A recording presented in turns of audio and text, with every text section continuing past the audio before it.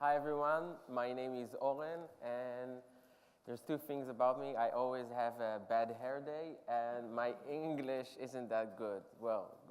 So I'm not sure you can help with the first one, but if you don't understand anything of what I'm saying, either technical or just my English, so let me know. You can stop me, and I'd love questions, so you can stop me at any point of the talk. If I'll say I'll answer that in a few slides. So that's the worst thing that could happen. I don't have any candy to throw at you. Oh, actually I do. Ooh. So if someone answers, so I'm not sure if it's going to be like a bad thing or is it when it's a good thing if someone answers a good correct question, so he gets a trophy or something. I guess I should probably have what he had with the blue stuff. That was cool. Okay, so you should probably start. So just to find out how many of you are write code for a living. You yourself write code. Wow, so many developers. And how many of you have write, not just once, unit tests, right? Wow. And how many of you write end-to-end testing? So that's less. So we are going to be a little bit technical in the middle and the end of the session. So there will be a few lines of code, just a few lines. So please stop me if I'm going too fast or too slow. Just let me know. So we should let's go start. So regarding testing, we all know. I see that you all know the question, the answer already. So between theory and practice, well, in theory there's no difference between them, but in practice there is. So we always start. Every application starts beautifully. So and after a few weeks, it becomes like. So we all know and it happens everywhere. It's usually in startups. I worked in companies like IBM, the WebSphere, group communications, and it all started nice, but eventually it turned out things like this. And Cadence, and I've worked at a lot of web development at startups like Weeks, and I have a startup of my own right now. And it all starts pretty nice, and it turns out like this. And we all start with, that would be simple, and then it turns to something hellish, and then we'll said, okay, let's have testing so we can. We do want to refactor. So testing comes in handy, and that's what you probably know unit testing. So I want to straight up just what people mean when they talk about all those testing, the jargon. So we have a unit. Every unit has, you can test the unit, but then you can have several units, so you probably want to test a bunch of those together, so that's integration test. And if you have everything together, so that's called end-to-end testing. But there's more than that, but when you write end-to-end testing, what do you test? Do you test just the functionality? So if you check that if I have a calculator and write 1 + 1, will it result 2? That's the functional testing. It does result what I wanted, but does it look exactly as I wanted it? Is it in the same place? Maybe it's hovering over the numbers, not in the correct location. Of course, I can check performance to see what if I run it once and it works? What if I run it 1,000 times and then it doesn't work? So maybe I have memory leaks. And the 100,000th time, it won't work. So, and of course, you can't always run all the tests if you have a complex project. So sometimes you want to run just a specific test to make sure that there's no fire inside. That's called smoke testing. And adding everything together, the performance testing, the functional, everything together, that's called acceptance testing. And usually, until now, it required manual testing. That could be because you'll see in a second why. So here's everything we wanted to just mention. And of course, we know the difference between white box and a black box. You said all your unit testing. So unit testing is you look at the gory details, but on the other hand, everybody's using it. You had more people here using unit testing than end-to-end. And the question is, of course, why? Why? Of course, we have different metrics for unit testing, or inside even a unit, we can either check, look at it as a black box or white box. So black means, I don't know, I don't care about what's the inside. I can check for, let's say, memory consumption or response time. And usually it's something like resembles user stories. You don't have very simple tests. It's not just 1 + 1 and then let's start a new test when 5 multiply 5 by 20. There are longer tests. Let's go log in and do something else. So white box, there's usually code involved. But the question is, that's not the reason everybody is doing unit testing. Unit testing looks harder, so why is everybody doing unit tests? Well, unit test, of course, in my opinion, it makes you write better code. That's one of the best reasons to write tests. You get, out of it, you get regression tests for your unit, which is great, it's a hard work, and of course, when something goes wrong, you know exactly what went wrong. So it still doesn't make sense. That if you go to Google and let's say Gmail and write an email and send it to ourselves and check that we received the email, we'll probably go over 40% code coverage in a 5-second test. So why do people prefer unit test over end-to-end? So why? The granularity, what I mean by this stupid graph is that to get 100% code coverage, which is the minimum of what people see as testing, as a good testing, you need to have a lot of unit tests, but you can have that in end-to-end in very, very few steps. So what's so wrong? Again, it's called the reverse ISCOM, which means that usually people base themselves currently on unit testing, a few integrations, very, very, very few acceptance tests, and manual testing. Usually that employs as well exploratory testing. You give someone just browse the application for an hour and see if you find random bugs somehow. So we do want to find out what exactly is the difference between it. So, for example, if we take the login, in unit testing, it seems very, very easy. Okay, I have a new account. I'm starting. It's all the same. You have a setup, you have a stimuli, and then you have a validation. So you have a setup when you start a new account.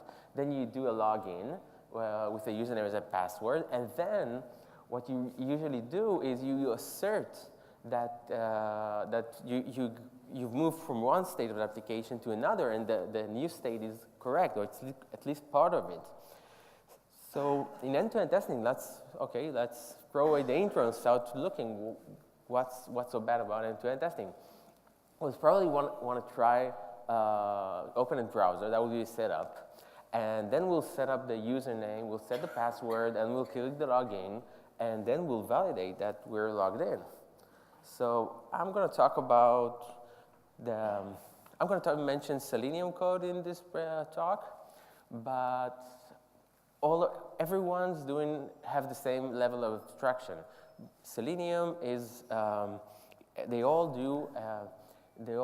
navigate, let you steer the browser. So they all give you exactly the same thing, which is usually navigate to a URL, some URL, find some element, an HTML element, and let's add some text to it. And then that's the stimuli, the setup, the stimuli, and then we'll have, for example, this is Google. This is real Google code. They have this example at the Selenium code. They improved it just a bit lately, but you go to Google, you search for cheese, and then you get a result, and you make sure you have, let's make sure we have 10 results. And the first thing I did was last year, and it failed. I ran it, and it failed. So what?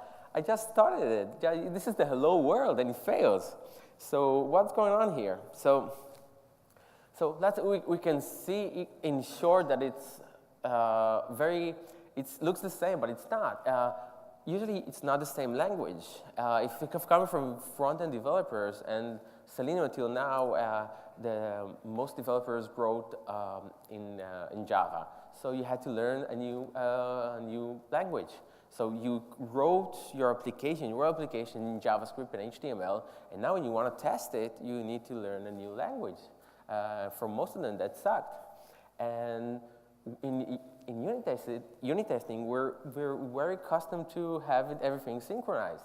We can do all the, of course, for the advanced feature, we do the mocking for some of the things that are asynchronous, but usually you call a method and then you assert that the state changed. And here it doesn't. That's why it failed, because when the browser actually wrote cheese, it takes time for the browser to send an HTTP request to the Google servers and get the answers back and display the result. So it's asynchronously done. And we'll see about the setup, because usually when you write a unit test, you just run it on the machine that you're running. For example, is anyone of you aware of who knows about continuous integration server like Jenkins or TeamCity? Yeah, so they get a list, they get your code, they get a list of tests, and they run it on the same server. But with here, you need a browser. So if you want to have a browser open, how do you parallel it to have like 100 threads? That's okay, running 100 threads on the same continuous integration system. But can you run on the same machine, let it open 100 browsers? No, it won't scale, not more than 3, 5.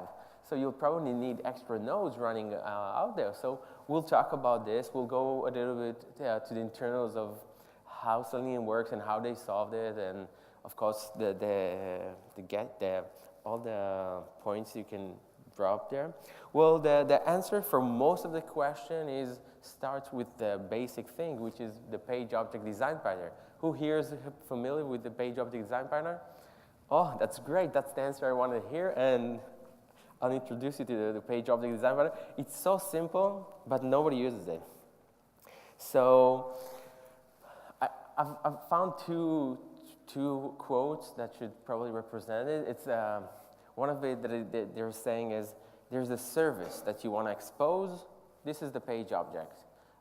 Don't use the implementation.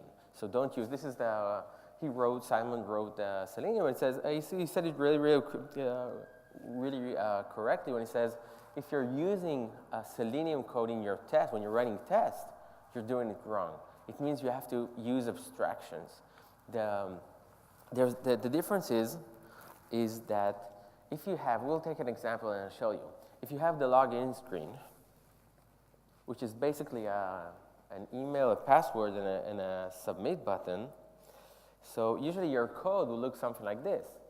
You find the email and you set text. You find the password and you set text, and then you click the login, and that's your test. That's the basic test. But they say no. Well, Simon says no, and I'll tell you why. When I was working at a company called Wix, and I was one of the architecture when they moved from Flash to HTML a few years back, and then of course they wanted to be continuous deployment, and they had a few students writing tests, and they wrote exactly like this, and it was very, very slow, and they used the same locators, how to find them. It's over and over in different files. So you do want to have one of the basic rules in software engineering that everything is Turing complete. But we can there's classes, we can organize our software in such a way that everything that is related to one component we'll put in the same file. So what you actually want to do is something like this. You want to separate, this is the page object, which I think that the word page object is kind of it's wrong, because it doesn't mean entire project, entire page, sorry. It means that every something that in your business domain, in your business logic, your model, when you want to model it right now, what you're doing is reverse engineering. You have your engineers that had a model like a user, and then they created a web application related to that model, which is comprised of HTML and CSS. And now what you have to do is like a reverse engineering and have an account, for example, an account page object which has the same business model as in the backend. For example, doing the login. A gallery should have a go to next image, previous image, and show full screen. So here's one of it. So this is how you write this is called the page object, and this should be your test.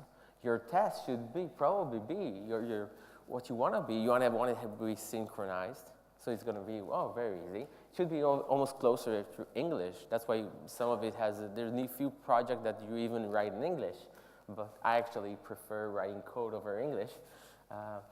So you have here, you're writing in something that is very similar to English, but it now has nothing to do with the implementation. You're just using the business logic, and the implementation is right here. Tomorrow you can move to another implementation, and it still works.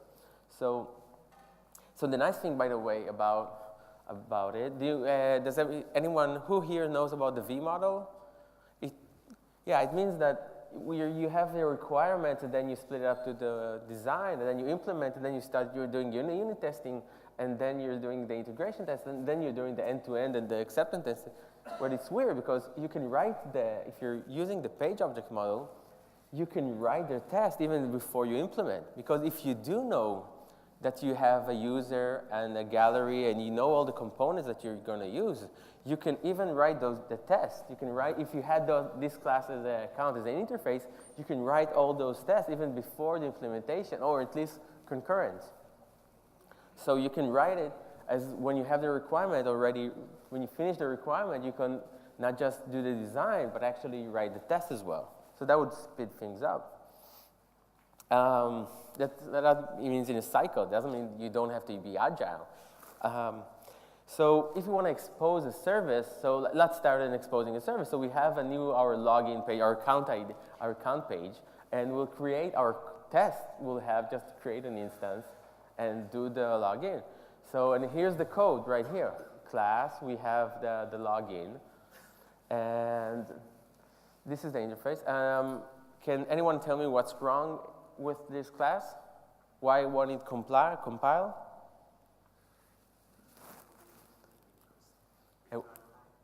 Indeed, my friend. Woohoo! Yes. It doesn't have a return type. Well, this lecture is in Java, but it doesn't matter if it's Ruby, JavaScript. It doesn't really matter which language, because everything is. This is here. We're here about trying to think, and it doesn't matter what language, if it gives you a compiler or not. So let's see both options. So we have an option of doing. Let's say it's going to be void. Okay. So our code will probably be like a new login page, and then we'll click the login. We'll call the login method. Well, it has one advantage, which it means the login page deals with just the login. It doesn't know where it's going to. I'm dealing with the login. I can do the implementation of the login will just be the login. I don't know anything about where I'm supposed to go. But it doesn't answer the next question. Was it successful? Is the new page ready? So if it's not ready or not, if we don't know, we need to add some weight there and not have a weight between it, then it won't be synchronously. So we don't know anything, and so that's the disadvantage. So we'll go to option number 2, having the login return an instance of another page object, which is the gallery page. So it looks something like this. It just returns a new gallery. So our code is actually starting to look like this, having the login, doing the login, returning a gallery page, and then the gallery does the full image. Well, we are only missing the sleep, the wait till page load, so we'll deal with that in a second. So what I'm suggesting, let's put the sleep inside the login, and we end up with this code. creating the here's the setup. creating the setup, doing the login, the stimuli, and now we're doing the showing. It's synchronously. It looks very synchronously. You call a method, and of course we do the assertion that we'll get to that in a second. So we still have that, but we'll deal with that in a second. So what if we chose void? Because can anyone tell me an advantage of choosing void over a gallery? Why would we choose void? The gallery solution looks nice, so what's the big advantage about void? Sorry? The logging fails. Yes, there's the logging failed, and yes, and the fact that we don't know exactly where we're going. So this one means we don't know where we're going, but now whoever using us, he does know where we're going. So we can do something like this and add a static method for the gallery page, because the gallery page, he's supposed to know when we're ready. He knows. You always have to write some code because we said it's asynchronously. The question is, where do we put the code? Where do we put the code who's waiting, who says the code that's telling us the page is ready? So we'll put in the gallery if it's the gallery. So we'll probably want to do something like this. Having the gallery page has a static method, which is wait for page. And actually, the best, you can combine the two. If we combine the login that returns a gallery page and combine it with having the login page returns, he asks the gallery, come on, wait, let me know when you're ready. And the gallery page says when he's ready, and then I'm returning a gallery. I get the both of two worlds, actually, because what I'm getting right now is the login. I'm making it synchronously since the login returns the gallery, and the gallery, he's the one who knows how to wait for a page. He's the only one who knows, because later on it won't be the gallery, it will be another component. So of course we're thinking about reusing, and we say, well, wait a second, every page in the internet is probably loading asynchronously if we have a single page application. So why not have it there's something similar here and here as well. So what we're trying to do is code reuse. So we can have using, I forgot an extend here, a gallery page which extends a basic page which has the method wait for page. So what's wrong with this? Why won't this compile? Sorry?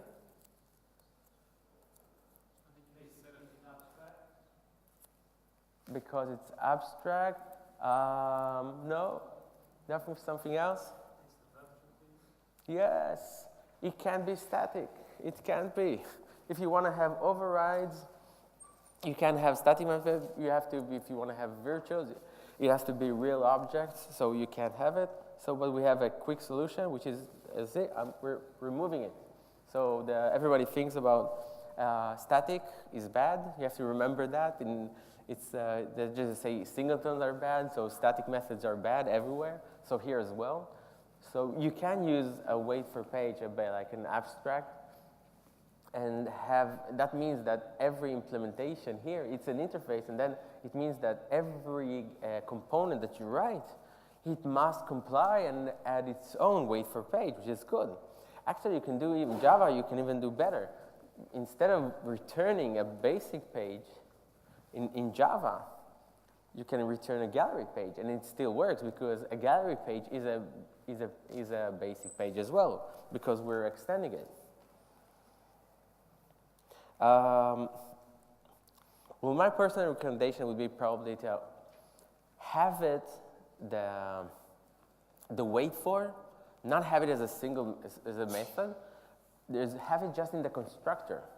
Having you write a new gallery, and the new gallery have it everyone has a constructor, so have the constructor do the wait for you.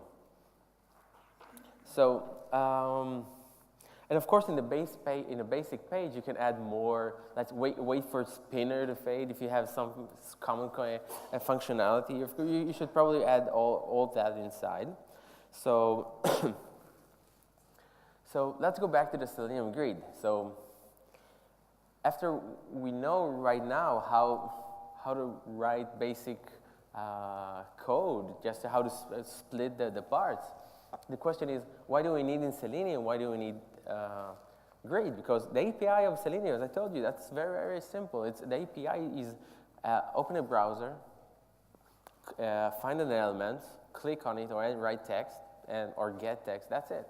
Most of the drivers they're so simple, and on the other hand, we saw that nobody using them. Everybody using unit tests, and we said that if we want to have parallelization, so we want to have a lot of browsers. So how do we do that in Selenium? It's called Selenium Grid. So Selenium Grid is what we're doing. We're taking a lot of machines, those agents, and we're putting agents on them, and then we're taking another machine, and we're making it, of course, the master of it, and then he's organizing everything. So we just request from him, okay, give me an IE8 on the Windows 89 machine. And that's his role right now is getting you a browser. So you want to disconnect between our test and getting the browser. I want to disconnect those two services. So we want to have is this thing called Selenium Grid, who knows how to get me a browser, just a browser on a grid or a browser in the cloud. So how do you know, how does it work? We have to learn a little bit about how Selenium works. So, so Selenium supports most of the popular languages, most of them. So, and they wanted to support all the browsers, not just all the browsing, all the operating systems, and even mobile native applications. So how do they do that? So one standard to rule them all, they used HTTP requests. So what do you mean by HTTP requests? Because what we have is so many languages which need to work, everything needs to work with all the operating system types. I want to run my test in Ruby and Python, still run it on IE or Firefox. So the solution was the wire protocol. It just means sending HTTP requests. You're writing your test. It doesn't matter on which language, but you're using a Selenium SDK. And what it does, it doesn't matter in which language, when you say, I want to click something, it sends an HTTP request. The same HTTP request would come from either one of those this SDK. It's called the bindings.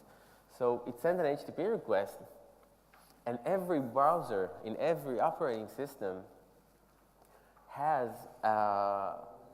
something that knows how to translate those, listen to those HTTP requests, and do those requests on that specific browser. It will be different browser, a different driver for Chrome and Firefox. And for Firefox, it's an XPI, it's a Firefox extension. Here you'll have, if you're on Windows, you'll have to download something called chromedriver.exe. And it works. It means that you can work on every browser with every language. And this is how it's done. We instantiate you're using the SDK that we are downloading. We're writing new Chrome, and that will open an instance of the bindings. It will use the driver to open just one single line. It will open a browser on our machine, and it will start sending HTTP requests, which is the wire protocol. So first of all, the annoying part is all those drivers, you have to get them yourself. So you have to get the SDK, but usually you only need to get one. So because if you're using Java, you'll probably add one of the snippet line to your POM, and it will download the entire code and entire SDK. So every one of them on the left side, it's very simple, but now you have to download all those drivers. So there's a project, called Protractor, and they added 300 lines of code that will surely help you out, which means they will download for you all the Chrome drivers depending on your operating system. They just look, okay, we're using Windows, okay, so and I'll download Chrome driver and IE driver and the Firefox driver. That's it. The Firefox driver actually comes with the browser, and probably in Selenium 3, I guess it will come with the browsers, but it's not there yet. You have to bring it out on yourself, so you can use that to get all the Chrome drivers.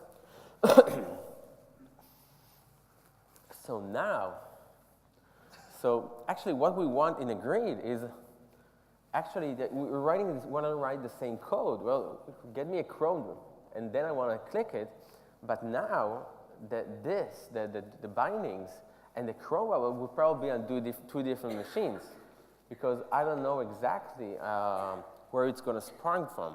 I'm going to ask it for a browser. Someone's going to get me a browser, but I don't really care where it is. I just need to know where this guy is staying, and I can send him a message. And this all happens underneath you. So setting up a Selenium grid isn't that hard. You open a machine, you download everything is the same same jar. So you use different arguments to send it, to make it either a node or a hub or a node. So you have it on one machine, you say, okay, you're the node, and then you have it, you start two other nodes, you run them, but give them a different role. You give them a role of a node, just a node, and that guy, we gave him a role of a hub. So we got two agents hooking up. We give him the address of that machine, or where he's staying, because we gave him, we have his IP. We started the machine, and of course we gave him an IP, a port to listen on. Now we can give those guys, tell them what port they should listen on and where he's sitting, and that's simple.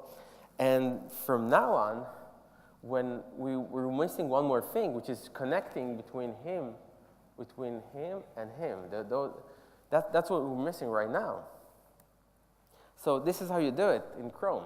You start when your setup, instead of running new Chrome right now, which starts it locally, what you have to do is you tell it where the hub is. We said you know its IP, and you know, of course, it's on which port, so we can start it.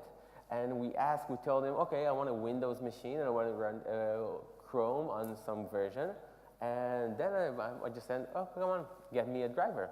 And what it does, it sends him a request, telling him, oh, get me a driver. That's the capabilities. It means it's a general word for which browser. Because it doesn't mean a browser. You can send the capabilities like an Android app and give it the application name. And then it's going to look for all the nodes that subscribed and said, I'm available. And he orchestrates everything, and he knows, okay, I know there's someone, this guy is not busy, so I'll give you him. I give you his address, and he's going to mark that he's going to use it. And of course, there's a lot of people that, it sounds so simple, so the question is, why do we need, if it's so simple? There's a few Selenium browser in the cloud vendors, and there's open source by two companies, Groupon and Retail Me Not, which open source what they're doing over Selenium Grid. So at first I asked myself, why exactly, before starting it, I studied why is there extensions, why are there people writing, if it looks so simple? I can fetch up a few nodes, and then in Selenium Grid, they will do all the work. But the answer is that Selenium, it's not as sophisticated, and if one of the nodes, for example, hangs and doesn't answer, he doesn't know it, so you have to reboot you want to reboot one of your agents, one of your machines, you probably want to reboot them. So it seems that what people do usually is rebooting. If you have a machine that's running Windows and the IE, they reboot them after, you have to reboot it after every 10 tests. Every time you open the browser, you told them to open a browser and you do some clicks. After 10 times, they usually reboot it because they feel these people probably get stuck by something. So that was IE8. So IE9 is better, but they still, most people who in the QA system doesn't trust it, and they reboot it every 100 times. So instead of running your own code with Chef and Puppet to take it up and down, some people wrote some code which does that. So that's Selenium. So you'll probably need that as well. You must have Selenium Grid. So this is a trick question, especially with this projector. So the question is, of course, can you spot the difference? There's a few differences here, and it's very, very hard to spot. So the question is, the first things we should ask ourselves: why isn't everything? Why do we still have manual testers? If we can do everything automatically, why do we always need manual testers? And the question is that, and the answer is that even this simple thing as finding out if there's two images are identical, it's a hard thing. And of course, if someone could tell us that we have differences, it doesn't show really, really well here, but there's a big differences. There's things that aren't here, that are here as well, and of course the misspelling here. So a computer can do a comparison between two images and find the differences in a second. So why aren't we using this? And given and trying to do assertion using the image instead of just using text, using asking the DOM and finding out, you get so many advantages. For examples, what if your Z-index, if you had someone should be, this is what we expect, there's an image above the text. And what if the Z-index wasn't correct because the CSS was wrong? And the images, if you ask the DOM, it says, do you have an image? Can I find the image? Of course, he's going to tell you, sure. And, but the Z-index is wrong. What if the size? If you find an element, it says it's there, but the browser says it's there, but how do you know it's the correct size? I've seen a real application that had the failures because they said the width of the app isn't 1024, but 124. And they passed all tests. So, and then there's the flying pony from Google, which is, they added a feature that, someone added a feature that should be used only by administrators. And it accidentally went to, and all the users saw it, the flying pony. And why is that? Because when you check the DOM, when you check for a specific, do you have this image and do you have this text, and this is the exact text, you don't check everything else. You don't tell me, let me know what everything is on the screen and then find out. Checking the DOM for everything, traversing a big DOM, that would be a big graph, that would be very, very hard, and it changes all the time. But it usually doesn't affect, you do a lot of changes, but they don't affect how things look exactly. So taking the image and checking that you don't have something surprising would be a nice thing. So why ain't nobody using that? So it's not that simple it's a bad idea to do just a simple bitmap comparison. And I'll show you only a few of those cases. I used to work at a company, a SaaS company that exactly did just that. And what I've noticed, look at that. I'm moving between two slides. Just you'll see those pixels right here. You see the difference? And it means this is the same browser running the same image, showing the same again the second time. It's using the rendering of the display adapter, which isn't. It says it's not deterministic. You can run it 7 times, and it's gonna look different. And for a computer, that's a big difference. The computer sees it, and it doesn't know. And here's another example. of things actually, it looks like it's moving, right? It's actually not moving, because what anti-aliasing does in 10 seconds, it means that if I want to have something like a circle or a diagonal line, what he's doing is the display adapter card, it's adding more pixels on the sides. On its own, he decides, because he doesn't have enough pixels to create a perfect circle, so it's adding a different colors next to it, and of course it's every display adapter does it different way. So we get this, and we get this, and this is even looks like it's moving, but it's not. It's just changing the pixels around it. So when you're talking about visual validation, you should probably. This is something that I want to make sure that everyone knows the difference between. There's a difference between automating and validation. That's a big difference, the stimuli and the validation. Because when you're talking about visual validations, visual automation, there's two types of things. There's object-based, which is Selenium and the open source, and Sahi, which is a commercial tool. What they do, they look at the DOM. This is how you find an element, and you tell it to click it. The second option is image-based, which is Sikuli is an open source project from MIT, and Eggplant is a commercial tool. What they do is they find an element not just by the DOM. They're looking at the screen at the pixels, and they found something that's similar to some kind of element. For example, if you want to start a browser, it's going to look on the screen and looking for the icon of the browser that you have to put on the screen.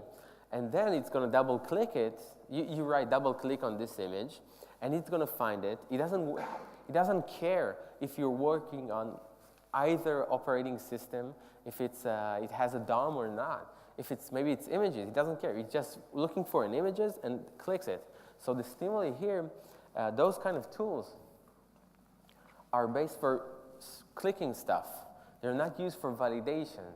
So I've seen a lot of people that use those tools to do just validations. They give, okay, let's use this, and instead of doing a click, let's tell him find this image, and let's just remove the click over.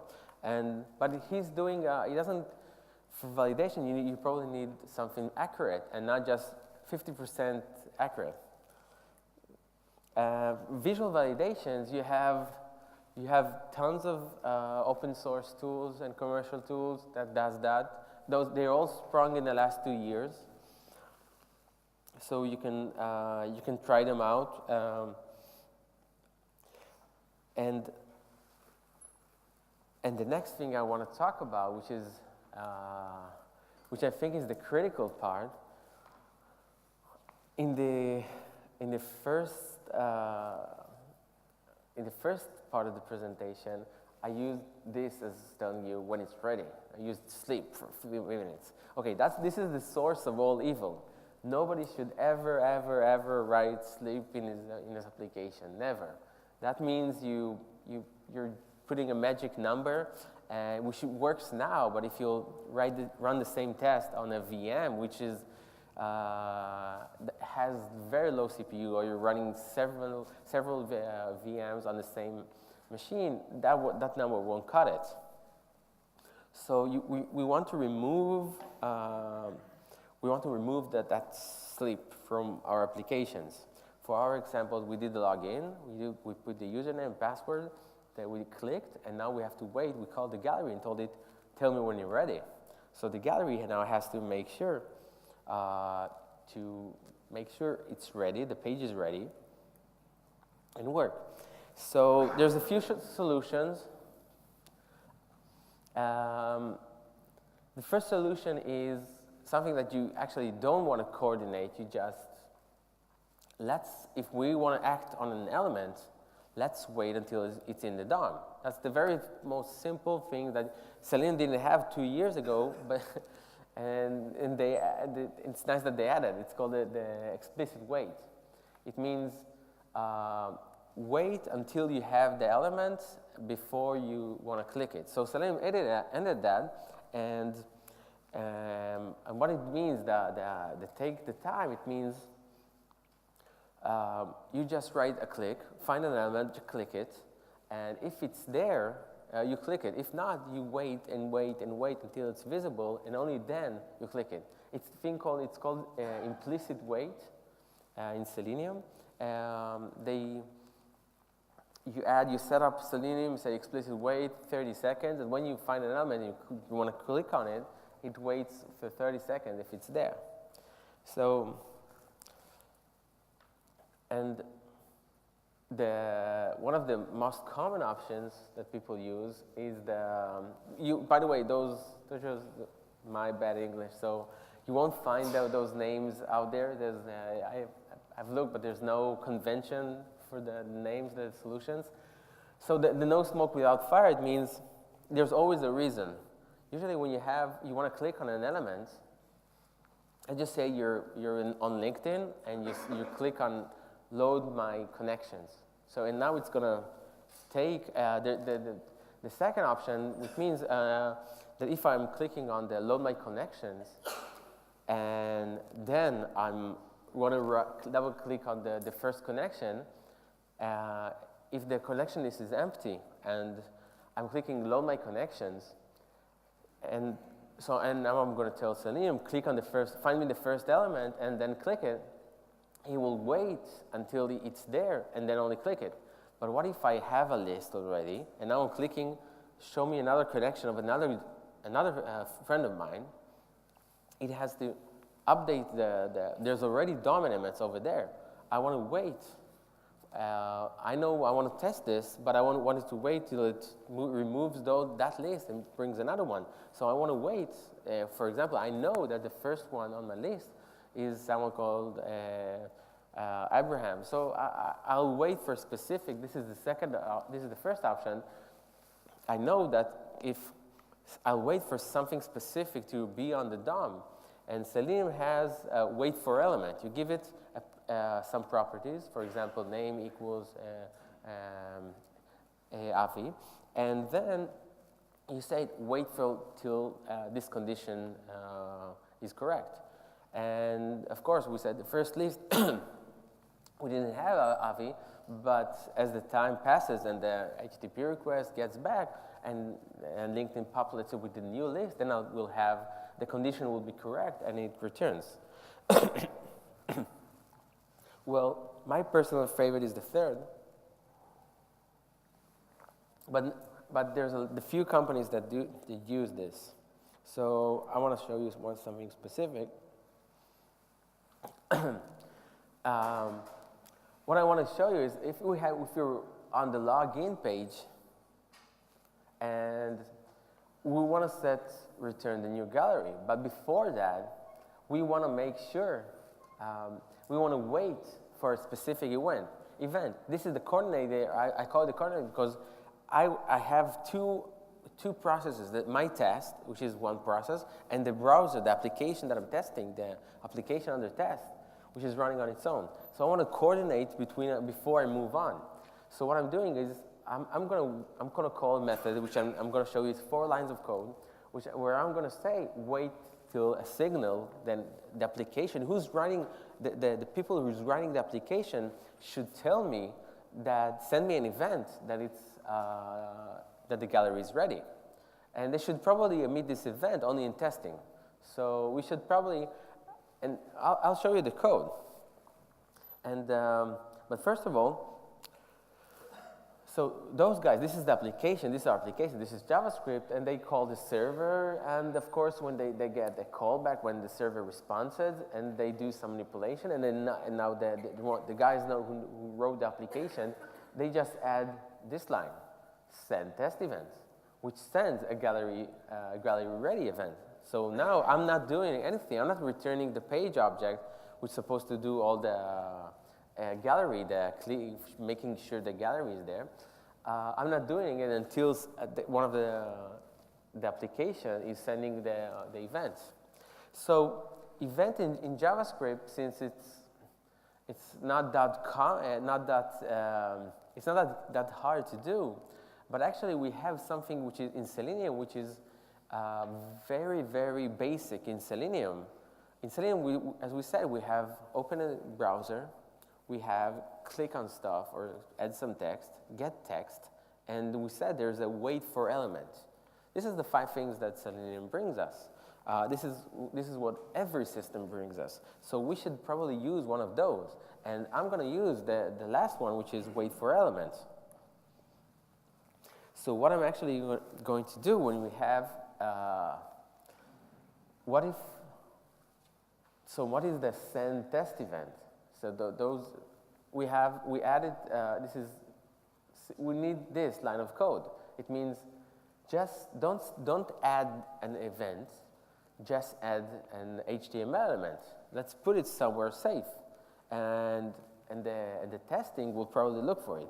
Let me show you how it's done. So if we split our application, usually the application, we put it in some elements. So we have the entire application here, and only in testing, we're going to have the elements of, instead of emitting events, we'll add HTML elements here.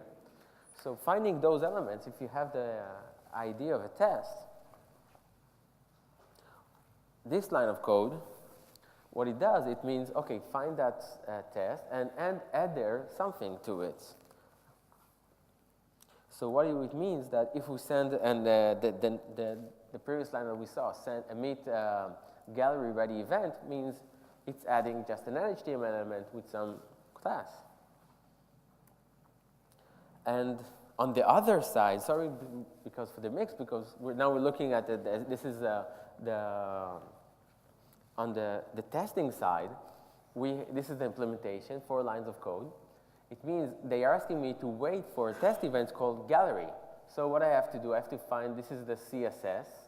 I have to find an element with ID test, and inside of it, find an HTML, something with the same name called gallery. And we'll use Selenium, which has a wait for element, which is synchronously. We give it this selector, and it finds the elements. And when it finds the elements, we'll move on to the next statement. And so we're waiting so whoever called this, he's stuck on this on this line until that element appears. When that element appears, okay, we found it, that's it. We'll remove it because we want to keep it clear, and we'll move on. So as I said, I just want to show you. So we have this. We're calling the method wait for this, and we're waiting for the element. And then on the other hand, the application, when it reaches the stage when the gallery is loaded, it adds the element, making sure that we'll continue to this line, and now we can create the new gallery page. And that's it. And what I really wanted to find out, as I wasn't sure if anyone here most people do, who does here the front end? Who does here back end, mostly? So I wasn't sure if the terminology, if anyone knows, and we probably should explain what all those selectors means. In Selenium, actually in every, any one of those things like Selenium that helps you click stuff to do stuff on a browser, you always have an API which looks exactly like this. How do you find an element? How do I find? Well, when I wrote this kind of code, how do I know? I need to understand what it means. So I'm gonna explain just for a bit how does the selectors work. So I'm gonna explain a bit. So if we have a form which has those 3 fields, this is actually a graph, a tree, which one node is a form, and it has 3 children, with different attributes. So we'll take, for example, the first one, and basically you have a class. It has a class of an email. So finding an element, the Selenium API, okay, find me an element by a class. So that works great. When you're using CSS selector, it means, it actually means you have like an attribute. Every class, every XML has a tag name, an attribute which is comprised of a key and a value. So when you're writing that kind of CSS selector, it means class equals to email. It's going to find the same element, just one element, and this is it. And usually when a class, why do you use classes a lot? Because the classes are so common that you have a specific, for CSS selectors and also for the Selenium API. It's so common, so they added their own API. So actually we can find, so instead of using class, when you're using a CSS selector, you have, instead of writing attributes like this, when you say class equals to email, there's a shortcut. The shortcut is .email. That means class and email. So if I look at this, this means find me an element with a class equals to email. And you can usually, if you combined two selectors and you put them together with no space, it means I want to have both. It's an AND. So I'm looking for an element which has an attribute, a tag name of an input, and I know it has a class name of an email. So this is a valid CSS selector as well, and this is a valid selector as well. We're using the space, which means within. So I'm looking for an element which has the class is equals to email, but resides is one of its parent, could be his parent, could be grandfather, one of his ancestors, has a tag of a form. So why am I showing you all this? Because you need to find, when you find selectors, when you're using tests, you said, okay, let's find the email, the password, and click submit. On each one of those, we need to tell the browser we tell Selenium how to find that element. So we have to give it either one of those. Let's go over them. We have either an ID. ID is something that is exactly like when you have a class, but is a uniquely identifier. Usually you don't have, browsers don't enforce it, but usually you don't have two elements with the same ID. That's right. And a class is something that it's a list of items that usually the designers use to do cross-cutting styling. You say, I want to find all the paragraph elements and have their font be some kind of font. So we'll be back for this in a second. We have the tag name, which you all know, divs and span, and now we have a few more in HTML5. We have, for example, we have a link. There's the link text. It means what the text is on. This is how our option is Selenium. So we can find it by partial. Just find me one of the links that has the text LinkedIn inside. So we probably won't use most of it. The API, if you're using login, then you probably have an ID for the login because you don't have two forms up there. So you can use an ID, but that's very rare. Usually when you have large-scale application, you have components. You have reusable components. So your component doesn't have, if you take the gallery, I can have the next button. There's a previous button and show then the next image. I can't have IDs on it because I'm going to have in the same page two components, two galleries, or two YouTube instances. So I can't use IDs usually.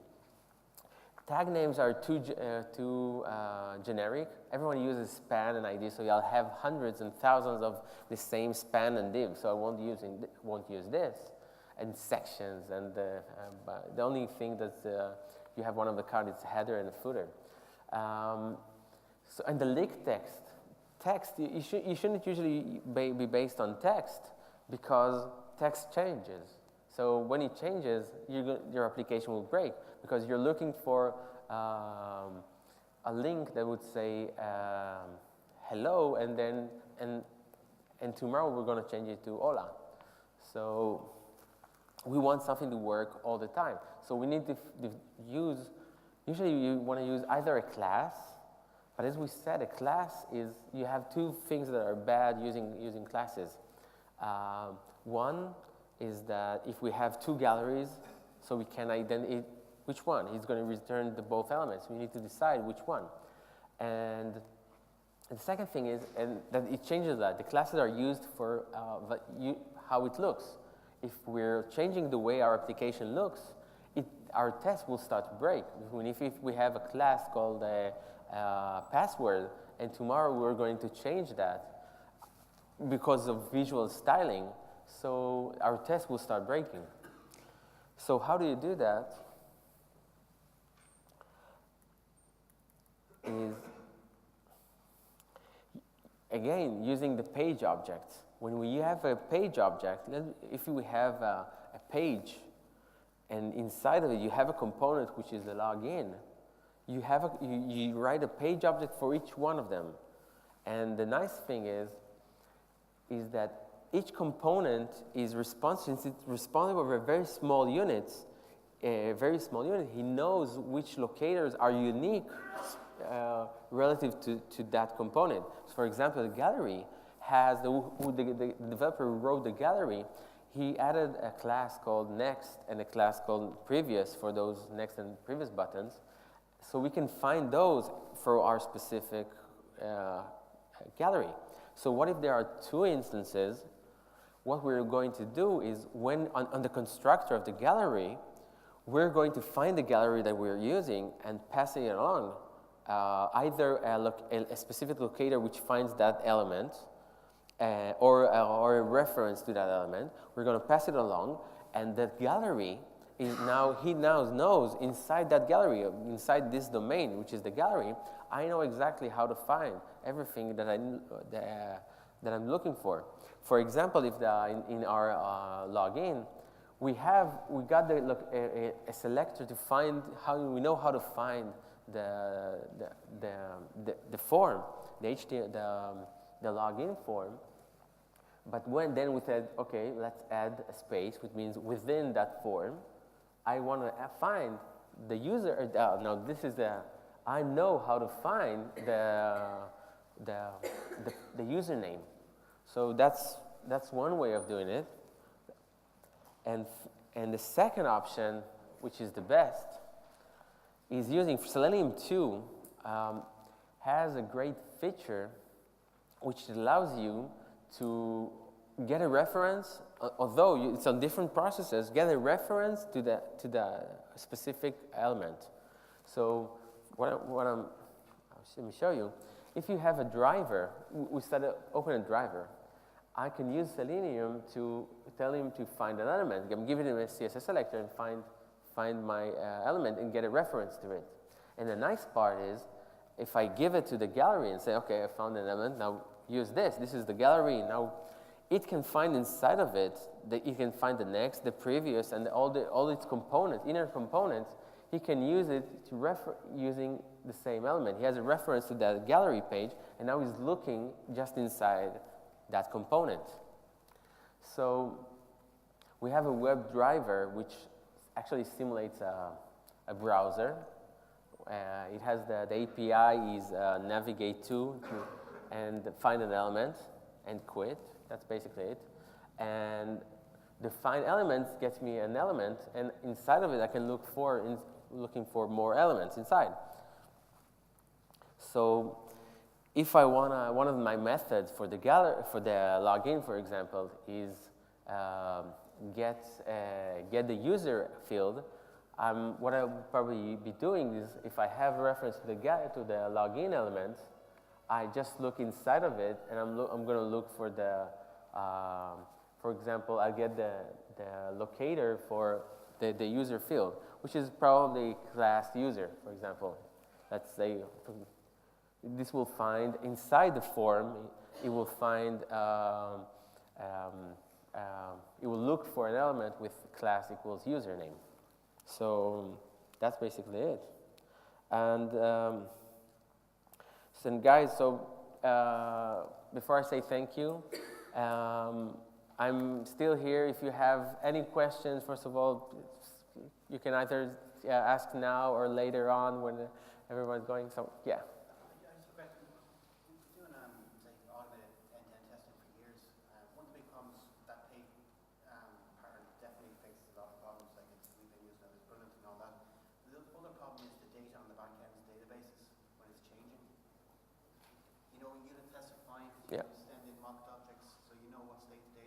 Yeah. End-to-end, it's a big problem.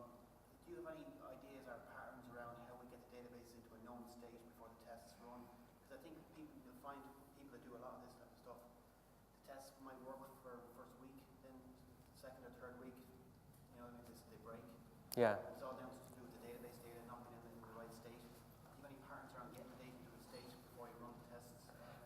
Yeah. So I'll repeat the question for the video. So the question is whether there's a specific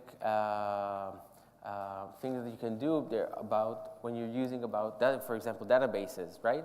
When you have a database and you want to have it prepared for this, when you mean your state, your application state, it usually means you're probably the UI state of your Angular app, I don't know, and probably the database, which has some value. So first of all, the most important thing is not always try from scratch. When I'm talking about scratch is create a new user. Since most applications, if you have a web application, so you usually have different users, and it's multi-tenant. Means that if I'm logging into Gmail, I can't see all the data that has that another that someone else sees. So if you're creating every test, you're creating a new user, you'll have a new set of, usually an empty one, which starts empty, and I know I can start from the same setup, which is an empty. But usually I want to start from some of the tests. I don't want to start from the empty state. I want to start from a state. For example, if I'm Gmail, I want to start with in a state that I have 100 emails. So I don't want to really send 100 emails. I want to start from a different state. So this is usually what you do is, since your application, there's two options.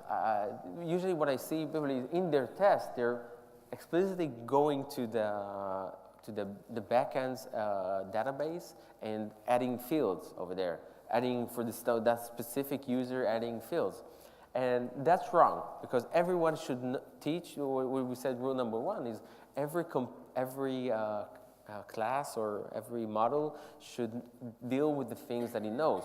And our test doesn't have to know anything about the database. So the best suggestion right now is creating a service. We have someone who knows how to write, adding a user. So the same in the database, we're adding a new service which it probably knows how to fake those 100 using those orb, using the object relational mapping. It knows how to add 100 emails. So we'll probably in the backend do another service which is just for testing. And in our testing, when we set up, we'll probably call it and send an HTTP request and say, can you add those 100 tests? And he's going to say, here, I'm done. And then we'll continue with the setup and move on. Any more questions? So we can take this offline. Guys, girls, thank you very, very much. Thank you.